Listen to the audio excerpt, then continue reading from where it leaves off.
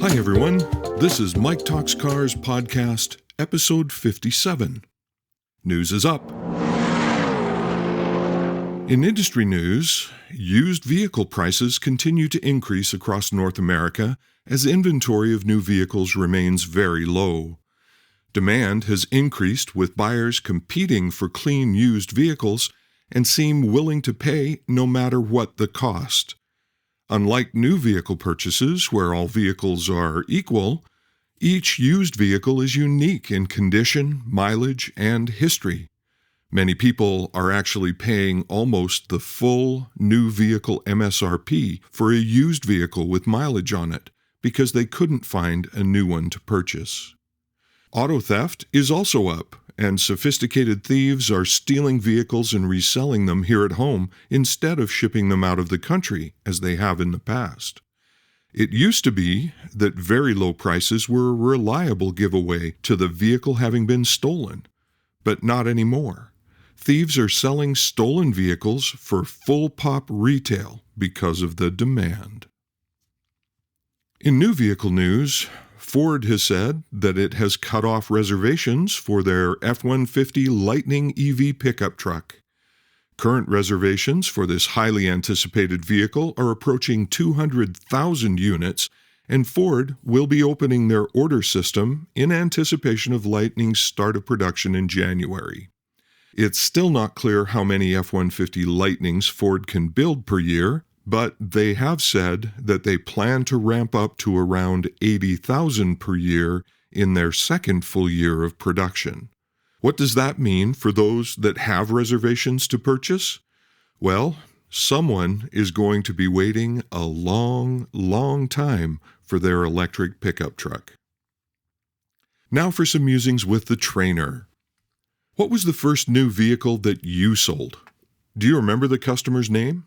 How about the circumstances that led up to the sale? For me, it took me 2 weeks to figure out that auto sales was not about the vehicle at all. It was about the customer. I grew up in a service shop environment. My father was a mechanic, and I always loved vehicles. When I started to sell, I approached it like, if I can get my customer to love the vehicle as much as I do, then of course they'll buy it. I was opening the hood, lecturing on how I liked the jets on this carburetor because they were easy to adjust, or how easy it was to get to the back spark plugs on the engine. I never noticed the customer's eyes glaze over, and I felt confused as they thanked me and left, without a vehicle.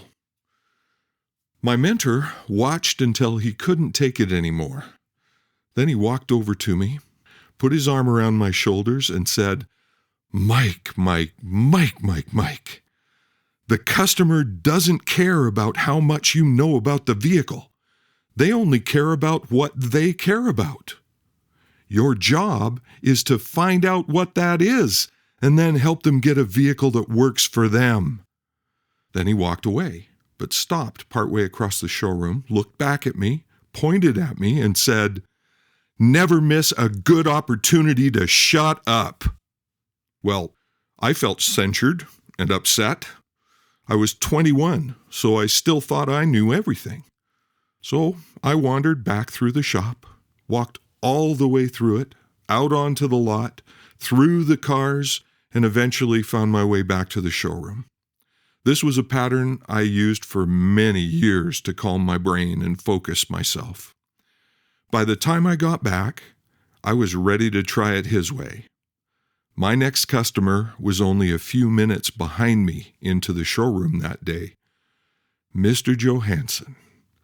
He drove out the next day in a brand new 1979 Chrysler Cordoba. It was beige with a tan half roof, wire wheels, crushed velvet interior, 8-track player, and air conditioning. My mentor was proud. This is Mike Little reminding you that, hey, selling is fun. Go have a great day.